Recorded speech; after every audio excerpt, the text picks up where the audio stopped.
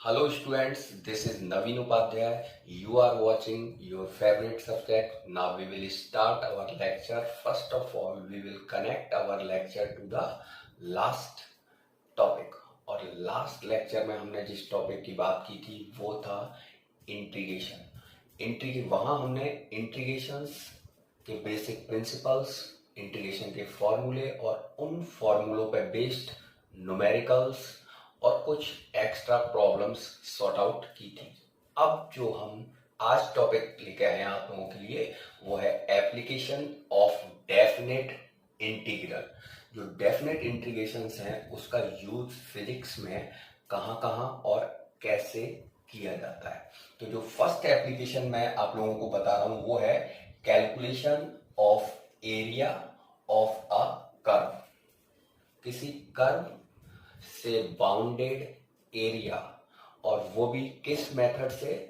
Definite integral method से। यहाँ पे एक फंक्शन है जो हमने y एक्सिस पे ले रखा है, function of x on y axis, और जो कर्व है इस फंक्शन का जो कर्व है p2q, ये pq कर्व है और ये जो कर्व है इसकी position on x axis a to b।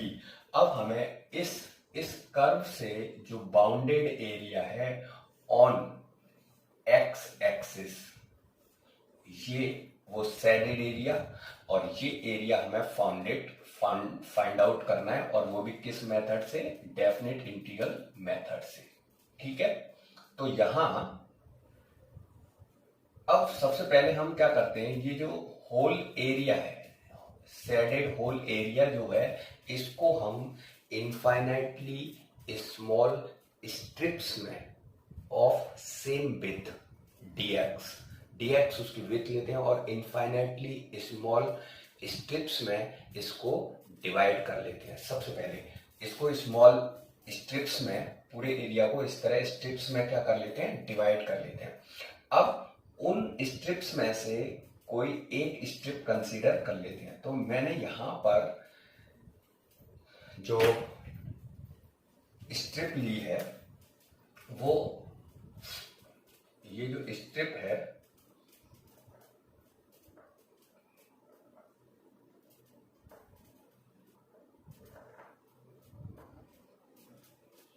उसकी पोजीशन मैं ले रहा हूं। क्या स्ट्रिप की जो पोजीशन है वो हम ले रहे हैं x, और जो स्ट्रिप है उसकी जो विड्थ है, स्ट्रिप की विड्थ जो ले रहे हैं स्ट्रिप की वो है,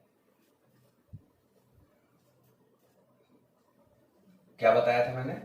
सेम विड्थ की इनफाइनाइटली स्मॉल स्ट्रिप्स में होल एरिया को डिवाइड कर लेते हैं, और उसमें से एक स्ट्रिप हमने यहां पर कंसीडर कर ली है, और वो भी उसकी पोजीशन जो है वो मैंने क्या ले रखी है? x। ओके, अब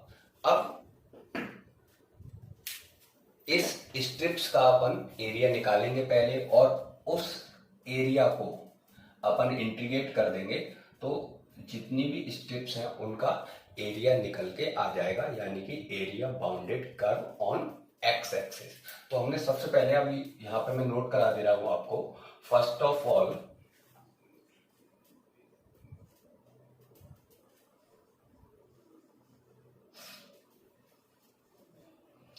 we divide the whole area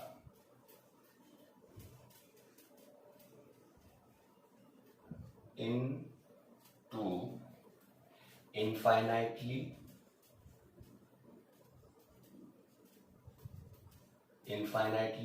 small strip whole area.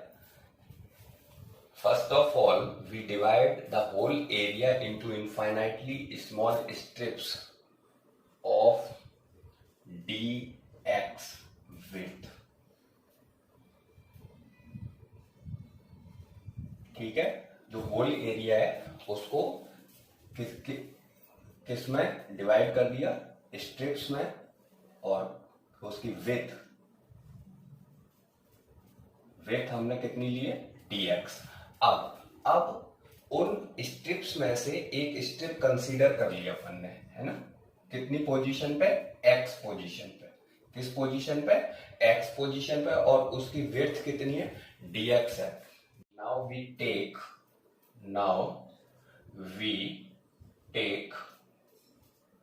a strip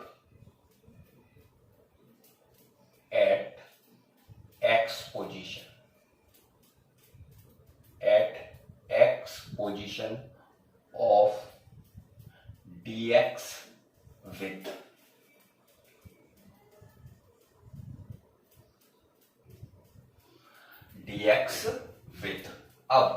अब उस स्ट्रिप का एरिया, वो जो स्मॉल स्ट्रिप अपन ने कंसीडर किया, उस स्मॉल स्ट्रिप का एरिया लेते हैं। Small area of this strip, small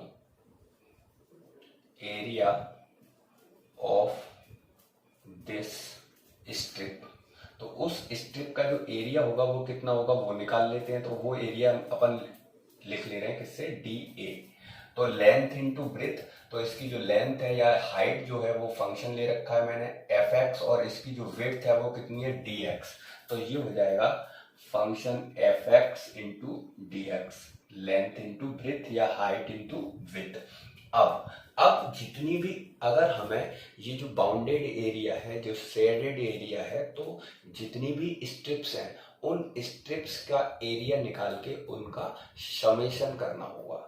और अगर हम एक जैसे टर्म्स का समेशन इंटीग्रेशन मेथड से भी कर सकते हैं। अगर हमने एक स्ट्रिप का एरिया निकाल रखा है और हम सारे स्ट्रिप के एरिया का सम निकालना चाहते हैं, तो उस एक स्ट्रिप के एरिया का इंटीग्रेशन कर देंगे उसकी लिमिट को लेकर, तो ऑटोमेटिकली सारी स्ट्रिप्स का एरिया समेशन हो जाएगा, यानी कि सम हो जाएगा, और वो जो बाउंडेड एरिया है under the curve on x axis निकल कर आ जाएगा। तो यहां पे हम अब निकालते हैं sum of area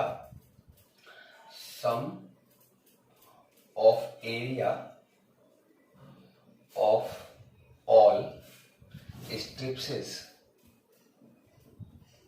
strips by integration on both side. तो ये जो एरिया है स्मॉल स्ट्रिप, इसी को अगर अपन इंटीग्रेट कर देंगे तो ऑटोमेटिकली सारी स्ट्रिप्स का एरिया ऐड हो जाएगा, सम हो जाएगा, और होल एरिया निकल के आ जाएगा। तो दोनों तरफ अगर इंटीग्रेट करते हैं तो ये देखो लेफ्ट साइड में अपना है डी ए और राइट साइड में integration function F x D x है। ठीक है, एक बार अगेन मैं लिख देता हूँ यहाँ पे अच्छे से। तो ये लेफ्ट साइड में आ जाएगा इंटीग्रेशन डी ए, और राइट साइड में जो फंक्शन है f x with respect to, तो इसका जो एरिया है वो ए हो जाएगा इज इक्वल टू, अच्छा अब लिमिट कैसे देखते हैं, तो इसकी जो लिमिट है वो, अच्छा एफ एक्स डी एक्स, तो मैं बात कर रहा था कि इसकी लिमिट की, तो लिमिट ये जो स्ट्रिप है इसकी जो पोजीशन है वो है एक्स ऑन एक्स एक्सिस। अब अगर हम फर्स्ट स्ट्रिप लेते हैं तो उसकी पोजीशन क्या होगी, जो फर्स्ट स्ट्रिप है उसकी फर्स्ट स्ट्रिप यहां होगी, उसकी पोजीशन होगी ए ऑन एक्स एक्सिस, और जो लास्ट स्ट्रिप है वो उसकी पोजीशन क्या होगी, बी। तो जो पोजीशन है स्ट्रिप्स की वो कहां से कहां तक चेंज हो रही है, जो फर्स्ट यानी कि इनिशियल जो पोजीशन है वो x is equal to a first strip, और last strip x is equal to b. तो जो इनिशियल लिमिट है यानी कि लोअर वो हो गई ए, और जो अपर लिमिट है यानी कि फाइनल लिमिट वो हो गई बी। तो स्ट्रिप्स, हमारी स्ट्रिप्स की जो पोजीशन है वो ए टू बी चेंज हो रही है, तो उसकी जो पोजीशन है उसकी limit x is equal to a से कहां तक हो गई, बी तक। एक्स ए से लेकर कहां तक, बी तक हो गई। तो ये हमारा आ गया वो शेडेड एरिया। तो यहां पे ऑटोमेटिकली इंटीग्रेशन मेथड से हम सारे स्ट्रिप्स का एरिया क्या कर सकते हैं, ऐड कर सकते हैं, यानी उनका समेशन निकाल सकते हैं और होल एरिया जो होगा वो हमारा निकल के यहाँ पे आ जाएगा। तो ये अब हम इस मेथड पे बेस्ड कुछ क्वेश्चंस एक आध देखते हैं जिससे ये कंसेप्ट हमारा क्लियर हो जाएगा।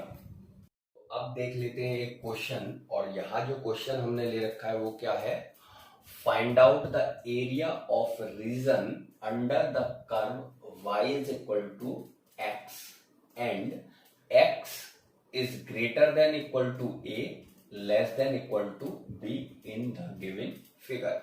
तो जो कर्व हमने दे रखा है वो है स्ट्रेट लाइन, और इस स्ट्रेट लाइन से शेडेड जो एरिया है on x axis from a to b वो हमें निकालना है। इसका इक्वेशन अपन को दे रखा है इस स्ट्रेट लाइन का, यानी कि फंक्शन जो है y is equal to x है। अब ये जो एरिया है वो हम दो अलग अलग मेथड से निकालेंगे। एक सिंपली अपन इसको निकाल सकते हैं, किस मेथड से, मेंसुरेशन में अगर हम देखते हैं तो ये जो शेप है वो ट्रॉपिजॉइड है, और इस ट्रॉपिजॉइड का जो एरिया है वो हम निकाल सकते हैं। और दूसरा हम निकालेंगे इंटीग्रेशन मेथड से, है ना।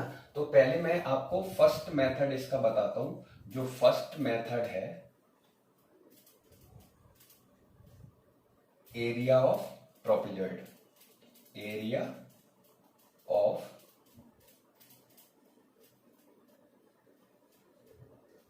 जो ट्रॉपिजॉइड है अपना, उस ट्रॉपिजॉइड का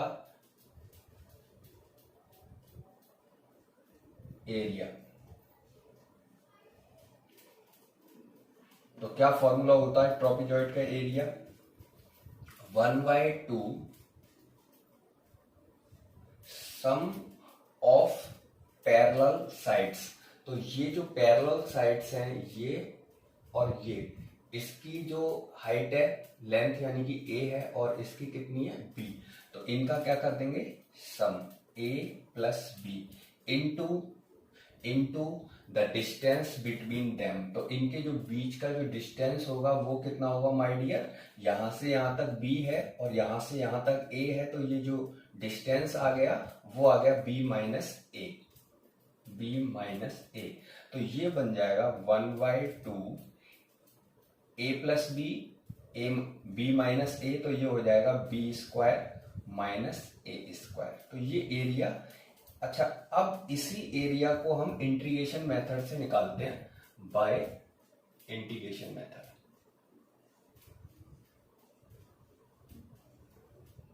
ठीक है।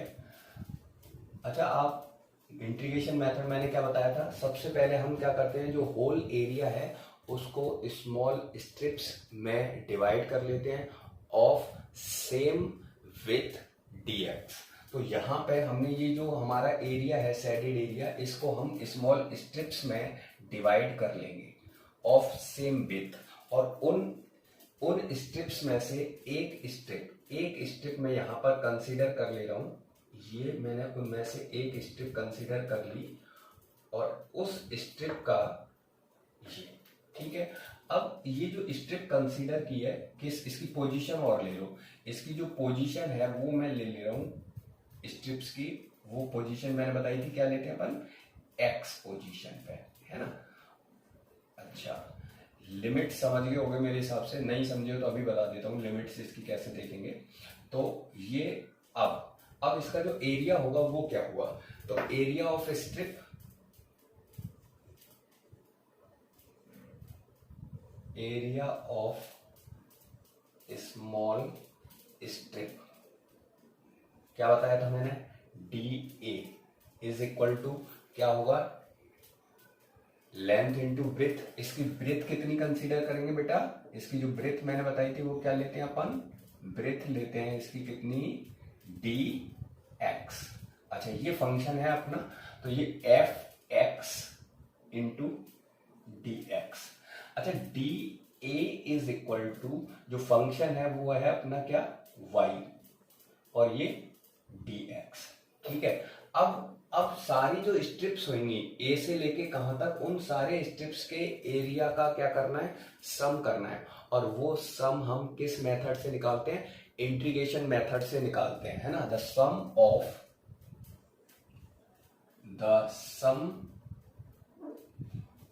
Of area of all strips by integration on both side.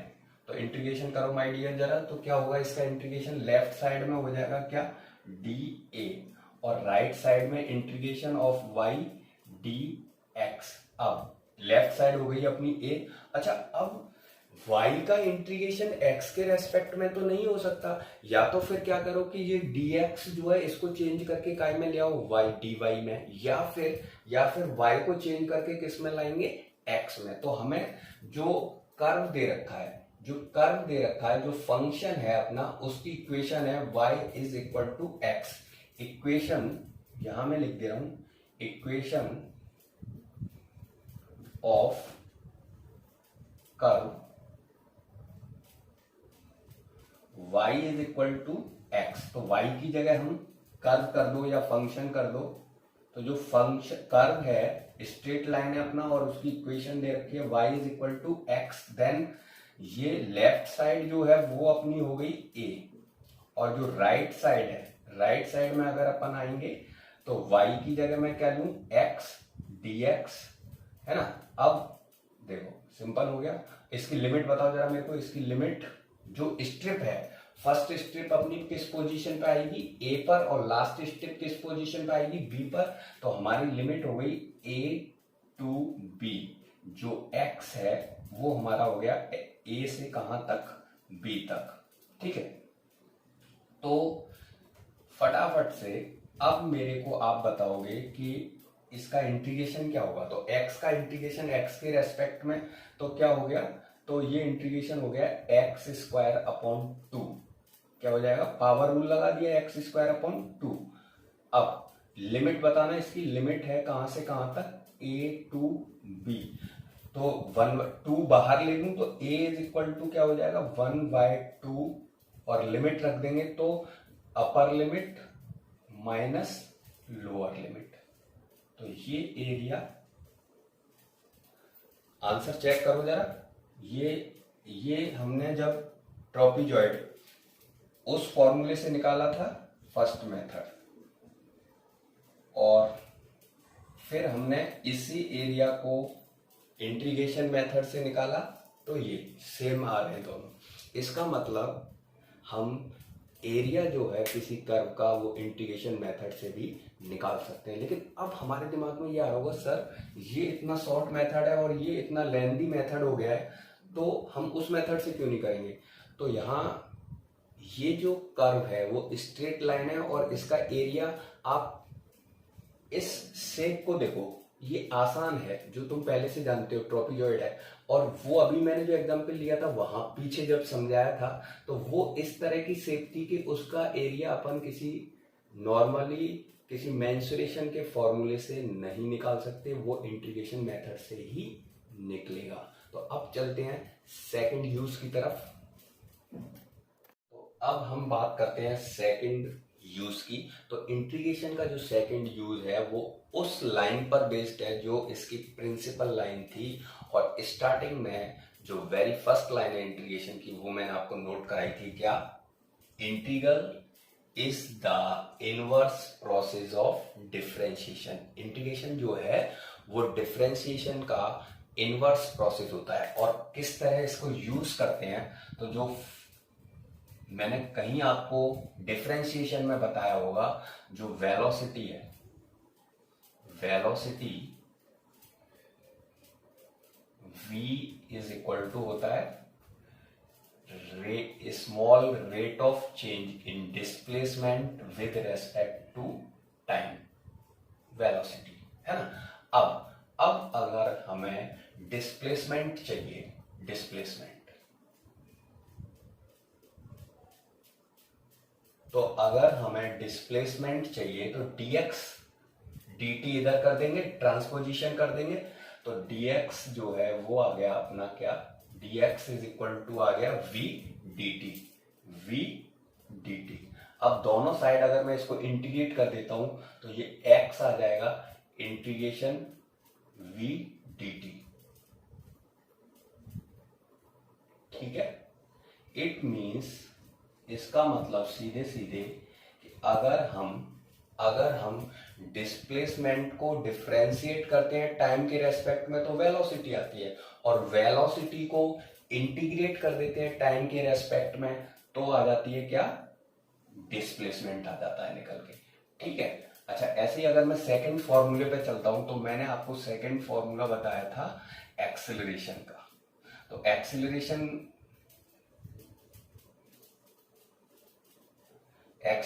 का मैंने आपको फॉर्मूला क्या बताया था, a इज इक्वल टू होता है rate of change in velocity with respect to time, यानी कि वेलोसिटी का डिफरेंशिएशन टाइम के रेस्पेक्ट में, तो एक्सेलरेशन आ जाता है।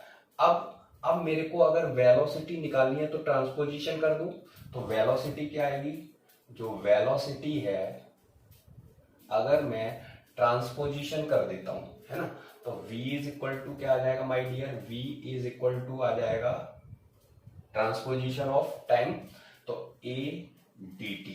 अब दोनों साइड अगर इंटीग्रेट कर दूंगा इसको अगर हम दोनों साइड में इंटीग्रेशन कर देते हैं तो बताओ देख के जरा क्या आना चाहिए, तो ये अच्छा dv है, sorry dv is equal to a dt, तो इंटीग्रेट अगर इसको करेंगे तो ये हो जाएगा v और ये हो जाएगा इंटीग्रेशन a dt। तो ये अच्छा नेक्स्ट फॉर्मूले पे ऐसे अगर अपन चलते हैं, समझ में आ गया है क्या, वेलोसिटी का डिफरेंशिएशन एक्सीलरेशन का इंटीग्रेशन करते हैं तो वापस से वेलोसिटी आ जाती है। अगर हम थर्ड फॉर्मूले पे चलते हैं तो मैंने आपको फोर्स होता है, force F is equal to change in linear momentum with respect to time, small change in linear. अब अगर हम वापस से मोमेंटम निकालना चाहते हैं, क्या चीज निकालना चाह रहे हैं, लीनियर मोमेंटम, तो क्या करेंगे बताओ जरा, लीनियर मोमेंटम अगर अपन निकालना चाहते हैं तो हम ट्रांसपोजिशन करेंगे टाइम का, तो ये क्या हो जाएगा, dp इज इक्वल टू हो जाएगा f इंटू डी टी, और इंटीग्रेशन कर देंगे तो p इज इक्वल टू हो जाएगा इंटीग्रेशन f डी टी। तो डिफरेंशिएशन का कोई भी फॉर्मूला उसको हम इनवर्स रूल से यूज कर सकते हैं। और जैसे आपको टॉर्क का बताया था, टॉर्क जो होता है, torque change in linear movement, angular momentum, sorry change in angular momentum with respect to time. देखो टॉर्क जो है इसको टी से भी दिखा देते हैं सिंपल, या ऐसे बना देंगे। तो अब अगर अपन को एंगुलर मोमेंटम निकालना है, क्या चीज निकालनी है, एंगुलर मोमेंटम, एंगुलर मोमेंटम। तो बताना जरा क्या करेंगे, ट्रांसपोजिशन कर देंगे टाइम का, तो क्या आ जाएगा, dl is equal to torque into time, integrate कर देंगे तो l is equal to integration torque into with respect to time. तो ये कोई भी फॉर्मूला जो डिफरेंशिएशन का है उसको हम इनवर्स में लेके, यानी कि इंटीग्रेट करके भी फिजिकल क्वांटिटीज निकाल सकते हैं, यानी उस फॉर्मूले को हम इनवर्स में भी यूज कर सकते हैं। अब चलते हैं थर्ड यूज की तरफ, और जो थर्ड यूज मैं आपको बता रहा हूं वो है work, to calculate work done by force, calculate work done by force. तो वर्क इज इक्वल टू होता है, वर्क आप लोगों ने पढ़ा होगा, वर्क इज इक्वल टू होता है force into displacement, force into its displacement. तो जो वर्क है W is equal to integration F dot dx, dx या ds या dr है ना। तो ये जो डिस्प्लेसमेंट है वो ऑन एक्स एक्सिस है, तो यहां पे हम इंटीग्रेट कर देंगे फोर्स को किसके रेस्पेक्ट में, डिस्प्लेसमेंट के रेस्पेक्ट में, तो वो उस फोर्स का वर्क निकल के आ जाएगा। अगर हम ग्राफिकल मेथड से भी ले सकते हैं, जैसे हमें ग्राफ दिया हुआ है किस किस में, फोर्स में और डिस्प्लेसमेंट में। तो जो वाई एक्सिस है, वाई एक्सिस पे हमने ले रखा है फोर्स न्यूटन में, और एक्स एक्सिस पे हमने ले रखा है डिस्प्लेसमेंट इन मीटर में। और हमारा जो कर्व है वो हमें स्ट्रेट लाइन दे रखा है, तो इसकी जो लिमिट है x इज इक्वल टू 0, और जो फाइनल लिमिट है वो अपन को सपोज दैट दे रखी है कितनी, x is equal to a। ठीक है, तो ये जो यहां जो वर्क है, work is the integration of force with respect to displacement. और मैंने अभी क्या बताया था, किसी फंक्शन का अगर इंटीग्रेशन हो रहा है तो उस फंक्शन यानी कि उस कर्व का जो बाउंडेड एरिया है वो हम निकाल सकते हैं। तो ये जो एफ डी एक्स है, अगर मैं एफ एक्स कर्व का जो बाउंडेड एरिया है वो सीधे किसके बराबर होगा, वर्क के बराबर होगा, है ना। तो अपन इसको लिख सकते हैं द एरिया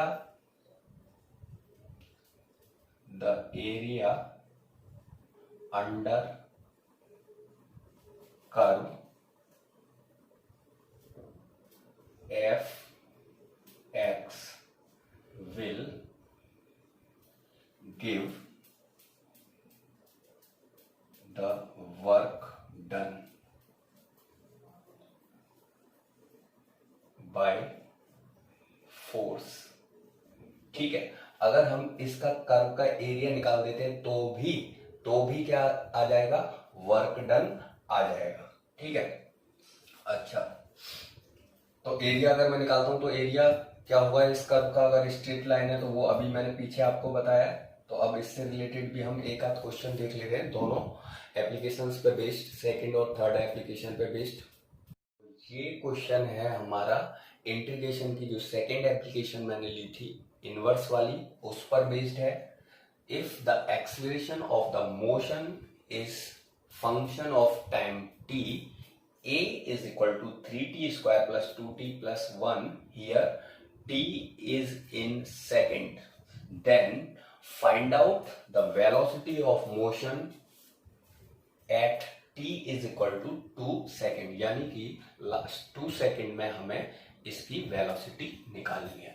तो हम जानते हैं कि acceleration is the rate of change in velocity with respect to time, but अपन को वेलोसिटी निकालनी है तो dv इस ट्रांसपोजिशन कर देंगे टाइम का, तो ये हो जाएगा a dt। अब अगर मैं इंटीग्रेट कर देता हूं बोथ साइड तो a dt एक्सीलरेशन का इंटीग्रेशन हो जाएगा, और एक्सीलरेशन जो है वो हमें दे रखा है v is equal to integration a की वैल्यू कितनी है अपनी 3t square plus 2t plus 1, और किसके रेस्पेक्ट में ले रहे हैं भाई, टाइम के रेस्पेक्ट में। अच्छा, इसकी लिमिट बता दो फटाफट से, इसकी लिमिट है ना, तो जो टाइम है वो अपन को कितने सेकंड में चाहिए, 2 सेकंड में, तो t जो है वो 0 से 2 सेकंड, ठीक, लिमिट लगा दी। अब इंटीग्रेट कर देते हैं अपन 3 को छोड़ के, टी स्क्वायर का इंटीग्रेशन क्या हुआ my dear, t cube upon 3, ठीक है, प्लस 2 टी का इंटीग्रेशन क्या हो गया, टी स्क्वायर अपॉन 2, ओके, ठीक, प्लस 1 का इंटीग्रेशन टी। अब इसकी लिमिट देखो जरा क्या है, यस, लिमिट 0 से 2, तो देखना जरा, 3 से 3 कैंसिल आउट, 2 से 2 कैंसिल आउट, तो ये हो गया T Q plus T square plus 1, और इसकी लिमिट वही 0 से 2, लिमिट रख देते हैं। लिमिट अगर रख देते तो माय डियर ये 2 का क्यूब, 2 का स्क्वायर प्लस अच्छा ये t है, सॉरी t, तो ये हो जाएगा 2 और -0, लोअर लिमिट लगा दी अपन ने। तो ये कितना हो गया 8 और 2 का स्क्वायर 4 हो गया 4, 8 और 4 12 और 2 14, तो ये हो जाएगा 14 मीटर पर सेकेंड, 14 मीटर पर सेकेंड। तो चलते हैं अपन, ये वेलोसिटी आ गई। एक क्वेश्चन और बताऊंगा, उसके बाद अपन इसको एंड करेंगे। तो एक क्वेश्चन हम वर्क का और देख लेते हैं। मैंने क्वेश्चन क्या लिया, a force is the function of displacement is F is equal to 6x square. Here x is in meter. Then find out the work done by force at 2 meter. तो क्या मैंने बताया था, W is equal to integration F dot dx, यानी कि integration of force with respect to displacement. अब force मेरे को दिया है 6x स्क्वायर, dx 6 में अगर बाहर ले लेता हूं तो x स्क्वायर का जो इंटीग्रेशन होगा वो x क्यूब अपॉन 3 हो जाएगा, है ना। इसकी जो लिमिट है माय डियर वो 0 से कितनी है 2 मीटर, तो ये 3 से 2 बार कैंसिल आउट हो गया और ये बच गया मेरा x क्यूब और 0 to 2 लिमिट हो गई इसकी। अब मैं लिमिट रख देता हूं तो 2 बाहर है, अंदर हो गया 2 का क्यूब -0, 2 का क्यूब 8, 8 2 जा 16, तो 16 जूल। तो ये इंटीग्रेशन का मैंने एप्लीकेशन यानी कि यूज बता दिया आपको। अच्छा ऐसा नहीं है कि केवल यही फॉर्मूले हैं जो इंटीग्रेशन मेथड से हम निकालते हैं। इंटीग्रेशन का ये जो यूज है, जहां भी डिफरेंशिएशन उसका इनवर्स इंटीग्रेशन होता है, एरिया निकालने के लिए हम इंटीग्रेशन का यूज करते हैं। तो फिजिक्स में काफी जगह इंटीग्रेशन का यूज अपन को देखने को मिलेगा। तो अब हम ये जो टॉपिक है वो काफी लेंथी होता जा रहा, तो अब हम नेक्स्ट लेक्चर में आपके लिए एक नया टॉपिक लेके आएंगे और वो है ग्राफिकल रिप्रेजेंटेशन जो है वो मैं आपको बताऊंगा नेक्स्ट लेक्चर में। तो ये अगर लेक्चर आपको पसंद आया वीडियो तो इसे लाइक करें, सब्सक्राइब और शेयर करें। तो मिलते हैं नेक्स्ट वीडियो में, तब तक के लिए नमस्कार, धन्यवाद।